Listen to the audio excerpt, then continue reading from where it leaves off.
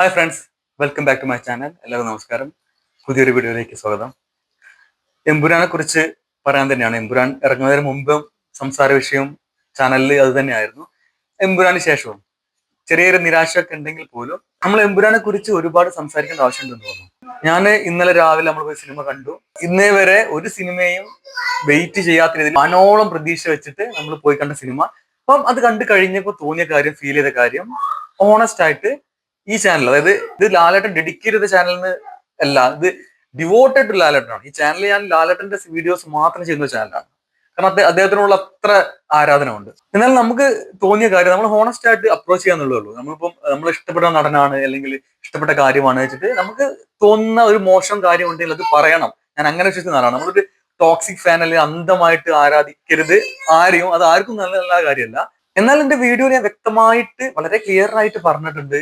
ഗംഭീരമായ പ്രൊഡക്റ്റ്, ഗംഭീരമായ movie, brilliant ആയ മേക്കിംഗ്, എല്ലാം ഗംഭീരം തന്നെ. എന്നാൽ അതിൽ നമ്മൾക്ക് മിസ് ചെയ്ത കാര്യങ്ങളും ചില പാകപ്പിഴകൾ സംഭവിച്ചതൊക്കെയാണ് നമ്മൾ എടുത്തെടുത്ത് പറഞ്ഞത്. അതൊരിക്കലും ഡീഗ്രേഡിങ് വീഡിയോ അല്ല, കണ്ടാൽ ആർക്കും മനസ്സിലാവും. പക്ഷെ നമ്മൾ ഓണസ്റ്റ് ആയിട്ട് ഒരു കാര്യം പറഞ്ഞു, അത്രേ ഉള്ളൂ.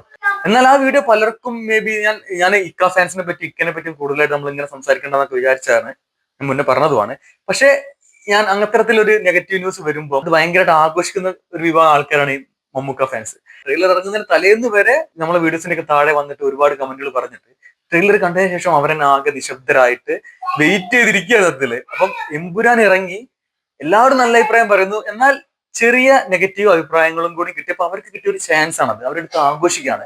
സോ ഗംഭീരമായ ഡീഗ്രേഡിംഗ് എന്ന് പറഞ്ഞാല്, ഞാൻ പറയാം, നമ്മള് മലയാള സിനിമ ഒരിക്കലും ഗതി പിടിക്കില്ല എന്ന് പറയുന്ന പോലെയുള്ള ഒരു സംഭവമാണ്. കാരണം ഈ ഒരു ഫാൻ ഫൈറ്റും കാര്യങ്ങളൊക്കെ നിലനിൽക്കുമ്പോൾ നമുക്കൊരു ലിമിറ്റ് ഉണ്ട് നമ്മൾ വളർന്നതില്. ഇപ്പം ഈ ഫാൻ ഫൈറ്റ് എല്ലാ ഇൻഡസ്ട്രിയിലും ഉണ്ട്. പക്ഷെ തമിഴ് ഇൻഡസ്ട്രി പോലെ അത്ര വലിയ ഇൻഡസ്ട്രി അല്ല, തെലുങ്ക് ഇൻഡസ്ട്രി പോലുള്ള അത്ര വലിയ ഇൻഡസ്ട്രി അല്ല നമ്മളെ മലയാളം. സോ അതുകൊണ്ട് ഇത് നമ്മളെ സിനിമേനെയും ബിസിനസിനും ഭയങ്കരമായിട്ട് ബാധിക്കുന്നുണ്ട് ഈ ഡീഗ്രേഡിങ്. ഞാനപ്പോൾ ചിന്തിക്കുന്ന കാര്യം വെച്ചാൽ, Mohanlal fan, die hard Mohanlal fan, ഞാൻ ഇതുവരെ മമ്മൂക്കയുടെ ഒരു സിനിമ ഒന്ന് പരാജയപ്പെടട്ടെന്നോ അല്ലെങ്കിൽ ഡീഗ്രേഡ് ചെയ്യുന്നതിനെ പറ്റി മനസ്സിൽ പോലും ചിന്തിച്ചിട്ടില്ല. മമ്മൂക്ക നല്ല സിനിമ ചെയ്താലും മോശം സിനിമ ചെയ്താലും അതൊന്നും ഡീഗ്രേഡിംഗ് എന്ന് പറഞ്ഞ സാധനത്തെ പറ്റി നമ്മൾ ചിന്തിക്കുന്ന പോലില്ല. അപ്പൊ ഇതൊക്കെ നടക്കുന്നത് ലാലേട്ടനെതിരെ തന്നെയാണ് കൂടുതൽ. ഞാൻ എപ്പോഴും സോഷ്യൽ മീഡിയ ശ്രദ്ധിച്ച് കാണാം, മമ്മൂക്കയുടെ സിനിമ നല്ലതാണെങ്കിൽ നല്ലത്, മോശമാണെങ്കിൽ മോശം. അത് നമ്മൾ ഡീഗ്രേഡ് ചെയ്യേണ്ട ഒരു ആവശ്യം അല്ലെങ്കിൽ ഡീഗ്രേഡ് ചെയ്യാൻ നിൽക്കലോ ഞാൻ പൊതുവെ കണ്ടിട്ടില്ല. നമ്മളൊരു മമ്മൂക്കയുടെ സിനിമയ്ക്ക് ലാൽ ഫാൻസ് പോയിട്ട് ഇത്ര അധികം ഡീഗ്രേഡ് നടത്തുന്നുണ്ട്. കാരണം അതിന്റെ ആവശ്യമില്ല. അത് അങ്ങേരുടെ സിനിമ നല്ലതാണെങ്കിൽ വിജയിക്കും, മോശമാണെങ്കിൽ പരാജയപ്പെടും. ഈ നമ്മൾ പറയില്ലേ, മാങ്ങയുള്ള മാവിലെ കല്ലെറിയും എന്ന് പറഞ്ഞ ആ ഒരു സംഭവമാണ് ലാലേട്ടനെതിരെ എപ്പോഴും നടക്കുക. കാരണം മലയാളത്തിലെ ഏറ്റവും വലിയ സ്റ്റാർ, ഏറ്റവും വലിയ നടൻ. ഇനിയിപ്പോ നമ്മൾ അത് ഇനി എപ്പോഴും പറയേണ്ട ആവശ്യമില്ല. ഈ എമ്പുരാന്റെ പ്രീസെയിൽ നമ്മൾ കണ്ടതാണ്. അപ്പൊ എനിക്ക് മമ്മൂക്ക ഫാൻസിനോട് പറയാനുള്ള ഒരു കാര്യം എന്താ വെച്ചാൽ, അവര് ആരാധിക്കുന്ന താരത്തെ, മമ്മൂക്ക ആരാവട്ടെ, അപ്പൊ ആ സ്നേഹം അതും കാണിക്കേണ്ടത് മമ്മൂക്കയുടെ സിനിമ ഇറങ്ങുമ്പോഴാണ്. മമ്മൂക്കന്റെ ബിലാലോ അല്ലെങ്കിൽ എനി മൂവി, ബസ്സൊക്കെ വരുന്നുണ്ട്. അപ്പം ഈ ഒരു പ്രീസെയിലോ അല്ലെങ്കിൽ ഈ ഒരു എന്താ പറയാ, ലാലേട്ടൻ എന്ന് പറഞ്ഞ താരത്തിന് കിട്ടുന്ന ആ ഒരു സ്വീകാര്യത മലയാളികൾക്കിടയിലുള്ള, ലാലേട്ടൻ ഇങ്ങനെ ഡിഗ്രി ചെയ്തുകൊണ്ടും ചുമ്മാ വീഡിയോക്ക് താഴെ വന്ന് കമന്റ് അടിച്ചുകൊണ്ടും കാര്യമില്ല. അങ്ങനെ അവർ പറയുന്ന, അവർ വിശ്വസിക്കുന്ന ആ സ്റ്റാർ ആണ് ഏറ്റവും വലുതെങ്കിൽ അത് അവരെ അവിടെ കാണിക്കണം, ബിസിനസ്സിലായാലും എന്തിലായാലും. പക്ഷെ അതൊരിക്കലും സംഭവിക്കാൻ പോകില്ല.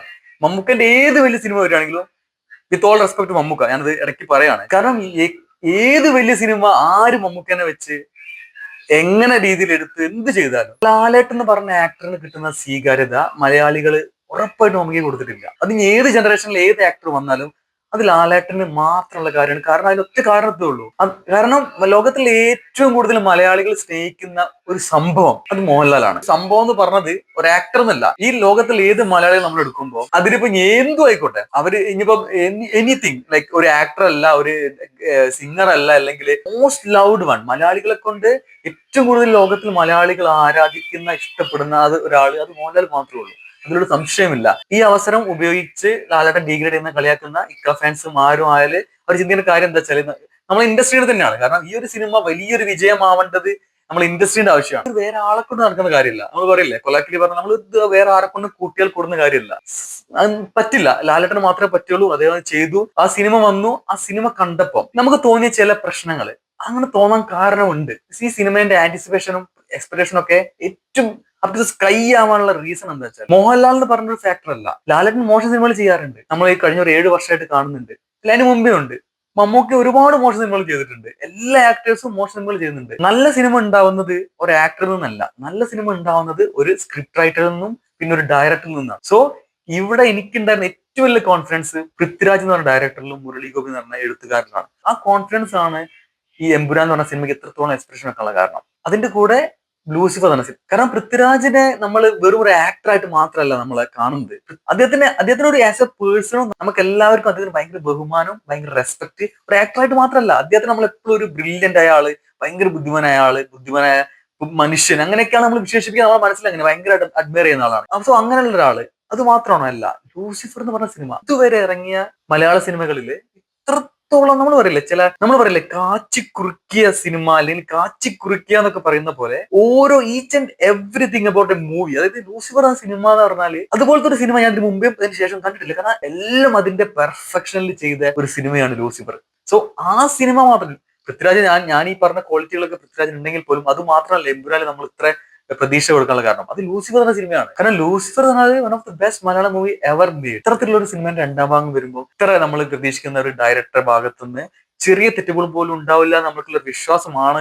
വേറൊരു കാര്യം എന്ന് വെച്ചാൽ, ഞാൻ ആ വീഡിയോ ചെയ്യുമ്പോൾ, റിവ്യൂ പറയുമ്പോൾ, ഞാൻ സോഷ്യൽ മീഡിയയിലും യൂട്യൂബിലൊന്നും വേറെ ഇങ്ങനത്തെ റിവ്യൂസ് ഞാൻ കണ്ടിട്ടില്ല ആരും പറയുന്നത്. പക്ഷെ അതിനുശേഷം ഞാനിപ്പം അശ്വന്ത് ഗോക്ക് പോലത്തെ, അല്ലെങ്കിൽ ഞാൻ ഇന്ത്യയിൽ തന്നെ വലിയൊരു ക്രിട്ടിക്കായിട്ട് വിചാരിക്കുന്ന ഭരദ്വാജ് രംഗനൊക്കെ പോലത്തെ ആൾക്കാരും പറയുന്നതൊക്കെ ഞാൻ എന്നെ ഫ്ലാറ്റർ ചെയ്യല്ല, ബട്ട് സിമിലർ കാര്യം തന്നെയാണ്. എല്ലാവർക്കും മിസ് ചെയ്തത് ആ ഒരു സിമിലർ സംഭവം തന്നെയാണ്. അപ്പൊ അത് പൃഥ്വിരാജിന്റെ അടുത്ത് നിന്ന് ഞാൻ പ്രതീക്ഷിച്ചില്ല. അതാണ് എനിക്ക് നിരാശ. പൃഥ്വിരാജിന്റെ മുരളി ഗോപിന്റെ അടുത്ത് ഒരിക്കലും പ്രതീക്ഷിച്ചിട്ടില്ല. ഇതിന്റെ മെയിൻ വെല്ലുവിളിയൊക്കെ ഞാൻ ഇന്നലത്തെ വീഡിയോയിലും പറഞ്ഞാണ്. ആ ഒരു ടെറൈൻ ചേഞ്ചിങ്. നമ്മൾ കേരളത്തിലെ പൊളിറ്റിക്സ് കാണിക്കുന്നു, നോർത്ത് ഇന്ത്യ കാണിക്കുന്നു, അറ്റ് ദ സെയിം ടൈം നമ്മൾ ഇന്റർനാഷണലി ഈ മെഗാ സിൻഡിക്കേറ്റ്, ഈ മെഗാ നെക്സസിനെ കുറിച്ച് എബ്രാം ഖുറേഷിന്റെ വേൾഡ് കാണിക്കും. സോ അതെല്ലാം കൂടി കൂട്ടിക്കുഴച്ച് കൊണ്ടുപോകാൻ സത്യത്തില് സ്ക്രിപ്റ്റിനോ ഡയറക്ടറിനോ പറ്റിയില്ല. അത് സത്യസന്ധമായ കാര്യമാണ്. കാരണം ഈ സിനിമ തുടങ്ങിയപ്പോൾ ഫസ്റ്റ് 20-30 മിനിറ്റ്സ് ആ നോർത്ത് ഇന്ത്യൻ ഭാഗം നമുക്ക് ഭയങ്കരമായിട്ട് സന്തോഷം കൊണ്ട്, കാരണം ഒരു രാജമൗലി സിനിമയെ കാണുന്ന പോലെയായിരുന്നു ആ സ്റ്റാർട്ടിങ്ങിലെ നോർത്ത് ഇന്ത്യൻ പോർഷൻ ഒക്കെ. വളരെ ഗംഭീരമായിട്ട് മേക്ക് ചെയ്ത് വെച്ചിട്ട് ഭയങ്കര ഗംഭീരമായിട്ട് നമ്മളെ ഇമോഷണലി ഹൂക്ക് ചെയ്ത് അവിടെ വെച്ചു. കാരണം അങ്ങനത്തെ ഒരു സംഭവം നടക്കുന്നത്. ഇനി കുറച്ച് സ്പോയിലർ ആയാലും കുഴപ്പമില്ലെന്ന് എനിക്ക് തോന്നുന്നു. അപ്പൊ അവിടെ സയ്യിദ് മസൂദിന്റെ ഫാമിലിനോട് ഇങ്ങനെ ചെയ്യുമ്പോൾ നമ്മളപ്പം നമ്മുടെ മനസ്സിൽ നമ്മൾ ഹൂക്കായി, നമ്മൾ ഇമോഷണലി സിനിമയിൽ വന്നു. കാരണം ഏതൊരു സിനിമ എന്തോ ആട്ടെ, നമ്മൾ ഇമോഷണലി കണക്ട് ആയില്ലെങ്കിൽ പിന്നെ വെറുതെയാണ്, ഒരു കാര്യമില്ല. എന്ത് ഇമോഷണൽ സിനിമയിൽ കാണിച്ചിട്ടും കാര്യമില്ല. നമ്മൾ കാണുന്ന ഓഡിയൻസിന് നമുക്ക് ഇമോഷണലി ആദ്യം കണക്ട് ആവണം. സോ അത് ഫസ്റ്റ് സീനിൽ ആ നോർത്ത് ഇന്ത്യൻ പോർഷനിൽ സംഭവിച്ചു. സോ നമ്മൾ അങ്ങനെയൊക്കെ ചിന്തിച്ചത്. പിന്നെ കേരള പൊളിറ്റിക്സ് വരുന്നു, അതിനുശേഷം എബ്രാം ഖുറേഷി വരുന്നു. ഇത് കറക്റ്റായിട്ട് അമാൽഗമേറ്റ് ചെയ്ത് കൊണ്ടുപോകാൻ പൃഥ്വിരാജിന് സാധിച്ചിട്ടില്ല. സത്യമാണ്. അത് അവരുടെ കുറ്റമാണോ അറിയില്ല, മേ ബി അവരുടെ കുറ്റമായിരിക്കില്ല. കാരണം ഇത് ഭയങ്കര റിസ്കി സംഭവം തന്നെ ആയിരിക്കാം. ഇങ്ങനെ ഒരു സിനിമ 3-4 ടെറൈനിലുള്ള സിനിമേനെ ഒന്നിച്ച് കൊണ്ടുപോകാൻ ചിലപ്പോൾ മേ ബി ഭയങ്കര ഇമ്പോസിബിൾ ആയിട്ടുള്ള കാര്യമായിരിക്കാം. അങ്ങനെയാണ് ഞാൻ വിശ്വസിക്കാൻ ആഗ്രഹിക്കുന്നത്. എന്നാൽ ഇതിന്റെ കൂടെ മ്യൂസിക്കിനെ പറ്റി പറയണം. മ്യൂസിക് ഭയങ്കര ഗംഭീരമായിരുന്നു ഒരു ഭാഗത്ത്. ചിലപ്പോൾ ചില ഫൈറ്റ് സീനിലൊക്കെ മ്യൂസിക് മാത്രമായിട്ട് നമുക്ക് അതിപ്രസരം മ്യൂസിക്കിന്റെ അതും കാണാൻ പറ്റിയിട്ടുണ്ട്. ലോകത്ത് എവിടെയും പോയിട്ട് മ്യൂസിക് റെക്കോർഡ് ചെയ്യാൻ ലിബർട്ടി കിട്ടിയ ആളാണ് ദീപക് ദേവ്. വളരെ ഗംഭീരമായിട്ട് ചെയ്ത പോർഷനും ഉണ്ട്, എന്നാൽ മോശമായ പോർഷനും ഉണ്ട്. പിന്നെ എനിക്ക് ഭയങ്കരമായിട്ട് തോന്നിയത് ക്ലൈമാക്സിലുള്ള ഒരു ഫൈറ്റ് ആണ്. ലാലനും പൃഥ്വിരാജൊക്കെ നിന്ന് ഉള്ള ഒരു ഫൈറ്റ് ഉണ്ട്. അത് ഭയങ്കരമായിട്ട് നിരാശ തന്നു. കാരണം നമ്മൾ ക്ലൈമാക്സ് ഫൈറ്റ് എന്നൊക്കെ പറഞ്ഞ ഒരു സിനിമ, അത് എമ്പുരാൻ പോലത്തെ ഒരു സിനിമയിൽ കാണിച്ചു വെക്കേണ്ട ഒന്നല്ല അതിൽ കാണിച്ചു. ഒരു തെലുങ്ക് സിനിമ പോലെയാണ് ആ ഫൈറ്റ് സീനൊക്കെ എടുത്തു വെച്ചിരിക്കുന്നത്. പിന്നെ ഏറ്റവും ഒരു സംഭവം എബ്രാം ഖുറേഷി എന്ന് പറഞ്ഞ ക്യാരക്ടറാണ്. നമ്മൾ ലൂസിഫറിന്റെ ടൈലന്റ് കണ്ടിട്ട് തിയേറ്ററിൽ നിന്ന് വന്ന് ഇന്നലെ വരെ നമ്മളെ മനസ്സിൽ, ഓഡിയൻസിന്റെ മനസ്സിലുള്ള എബ്രാം ഖുറേഷി എന്ന് പറഞ്ഞാൽ ഒരു മെഗാ സിൻഡിക്കേറ്റ് ആണ്. അത് നമ്മൾ ഇതുവരെ കേട്ട് പരിചയമൊന്നും ഇല്ലാത്തൊരു മേഖല. ഒരു മെഗാ സിൻഡിക്കേറ്റ്, അതായത് ഇൻഫേമസ് നെക്സസ്. അതായത് നമുക്കൊന്നും പരിചയമില്ലാത്ത ആ പശ്ചാത്തലം, അദ്ദേഹത്തിന് നമ്മൾ എക്സ്പെക്ട് ചെയ്യുന്ന ഒരു ടെറൈൻ, അതൊക്കെ കാരണം ഇന്റർനാഷണലി മാത്രം ആണ് ഞാൻ എബ്രാം ഖുറേഷി എക്സ്പെക്ട് ചെയ്തത്. എന്നാൽ ആ എബ്രാം ഖുറേഷിയാണ് ആ സെക്കൻഡ് ഹാഫിൽ നമ്മൾ ഇന്ത്യയിൽ വന്നിട്ട് ഇങ്ങനത്തെ ചില ഫൈറ്റുകൾക്ക് ആഹ്വാനം കൊടുക്കുന്നതും അതൊക്കെ എനിക്ക് ഭയങ്കരമായിട്ട് എന്തോ. കാരണം നമ്മൾ എബ്രാം ഖുറേഷിനെ കാണാൻ സ്റ്റീഫൻ നെടുമ്പള്ളി എന്ന് പറഞ്ഞാല് ലാലേട്ടൻ അല്ലാതെ ലോകത്ത് ആർക്കും ഇത്ര ഗംഭീരാക്കാൻ പറ്റും. സ്റ്റീഫൻ നെടുമ്പള്ളിയുടെ സിനിമയിൽ വന്ന ലാലേട്ടൻ ഒരു രക്ഷയില്ല, വേറെ ലെവലാണ്. എബ്രാം ഖുറേഷിനെ ആക്ടർ ലാലേട്ടൻ ഒരു മോശമായിട്ട് എനിക്ക് തോന്നില്ല. വളരെ ഗംഭീരമായിട്ട് ലാലേട്ടൻ ചെയ്തിട്ടുണ്ട്. എന്നാൽ എബ്രാം ഖുറേഷി എന്ന ക്യാരക്ടർ നമ്മൾ നോർത്ത് ഇന്ത്യയിൽ വന്നിട്ട് നടത്തുന്ന ഫൈറ്റും ചില കാര്യങ്ങളൊക്കെ എനിക്ക് കൊണ്ട് അക്സെപ്റ്റ് ചെയ്യാൻ പറ്റില്ല.